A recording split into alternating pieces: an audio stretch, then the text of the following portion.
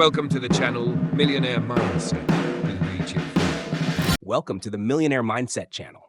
In today's episode, we dive into one of the most fascinating topics in the world of success and wealth, the three core mindsets that have shaped the financial wisdom of the Jewish people for centuries.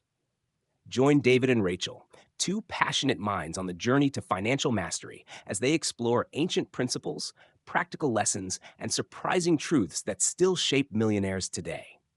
This isn't just a lesson.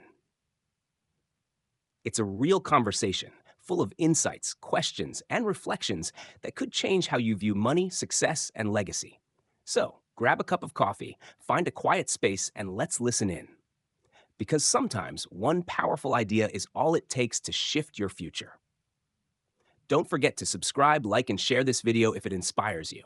Let's begin the conversation. Okay, so you know that feeling, right? You really want to get your finances sorted, build some wealth maybe, but then you look into it and it all just feels, well, honestly, kind of overwhelming. Oh, absolutely. It's this common thing, isn't it?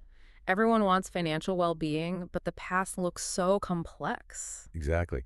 And what's interesting is the material you shared, this transcript from the Trick Yuka-sen YouTube channel, it sort of hints that maybe we're missing the point by looking for complexity. That maybe the answers are simpler than we think. Right. Principles that maybe we just, overlook because they seem too basic. That's a really good way to put it.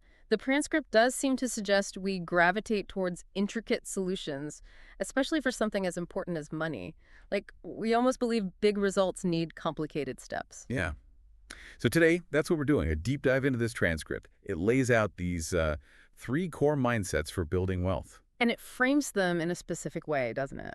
It does. It attributes them to the Jewish people, emphasizing things like, well, simplicity, consistency, and, good old discipline, not fancy financial products. And that cultural lens is interesting. It makes you stop and think, okay, is there some enduring wisdom here beyond just basic tips? Because this group is often noted for its influence in finance and other fields. For sure. So for everyone listening, this deep dive is really about cutting through the noise.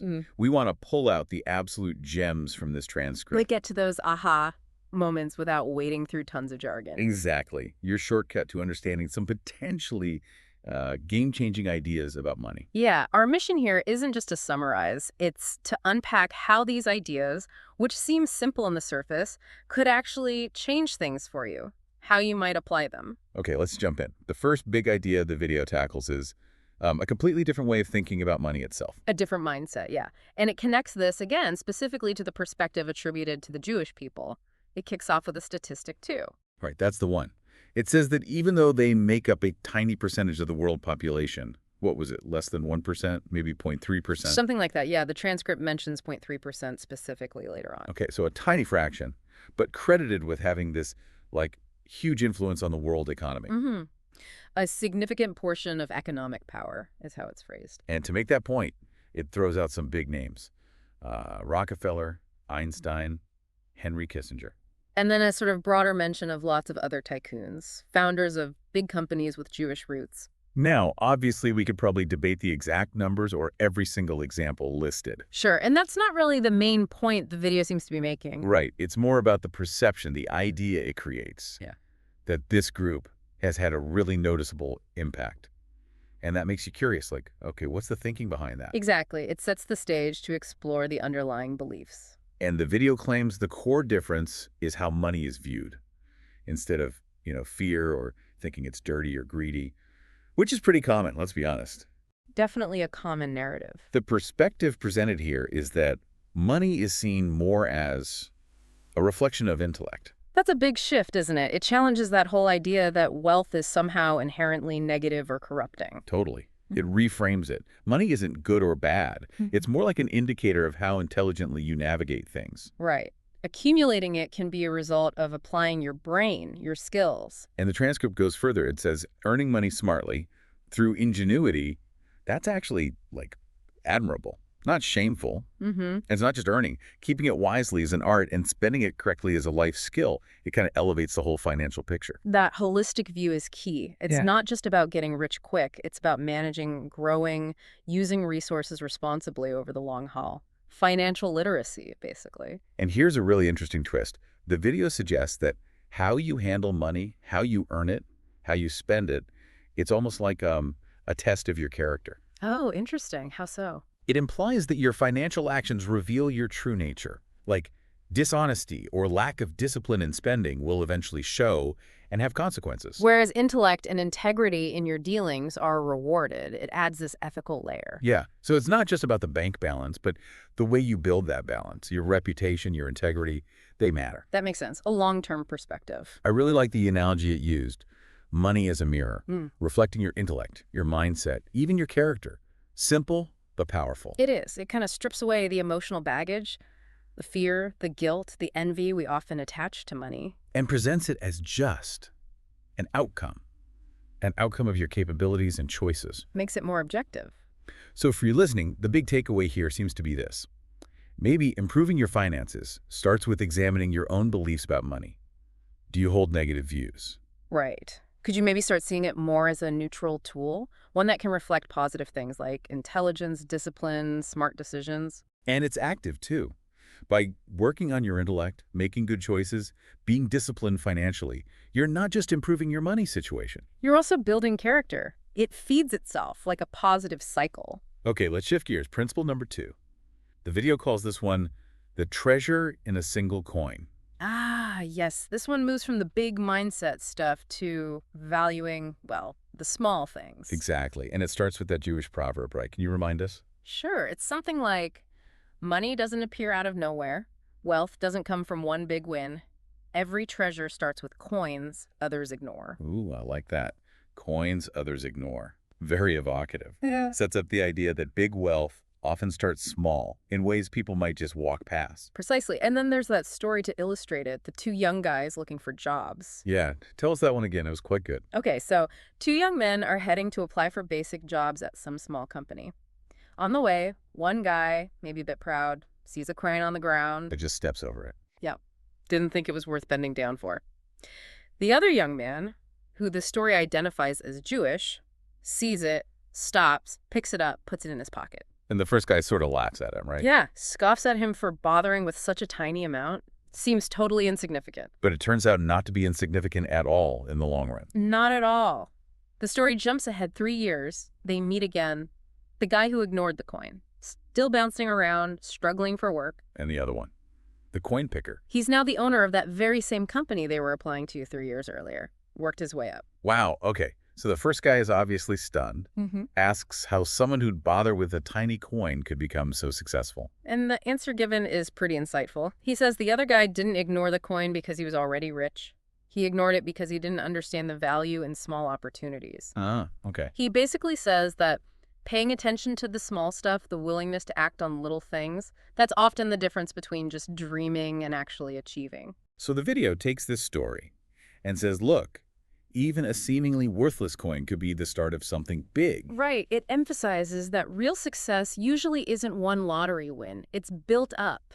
It's recognizing value where others don't. Being attentive, respecting resources, grabbing small chances instead of just waiting for the big break. Exactly. It contrasts the active approach, seeing and seizing small opportunities, with passively waiting. Those who act, build. Others wait. So the listener takeaway here is, maybe look around. What small things are you stepping over right now? Could be a tiny task you think is beneath you, an idea you dismissed too quickly, a connection you didn't follow up on. These could be those coins everyone else is ignoring. But they might hold real potential for your future. It's about being proactive, recognizing that progress is often incremental. Small, consistent efforts add up. Okay, on to the third principle. This one, the video calls the 91 rule, but it quickly becomes clear they mean the 90-10 rule. Right, the classic 90-10. And this one is laser focused on when you save. Yeah, it tackles that super common habit, spend, spend, spend, and then, oh, is there anything left to save? Which is usually like zero or close to it. Exactly. So Yeah. the video contrasts that with the approach it attributes here, flipping the script entirely. Save first. Right, the 90-10 rule. It's so simple. Take 10% of your income, put it aside immediately, before anything else. Then live on the remaining 90%. Make saving the priority, not the leftover. And there's another story for this one too, right? The egg seller. Yes, another memorable little anecdote. How did that go again? Okay, so it's set during the pandemic, 2020. There's this egg seller working hard but really struggling financially. Tough times for many. Yeah.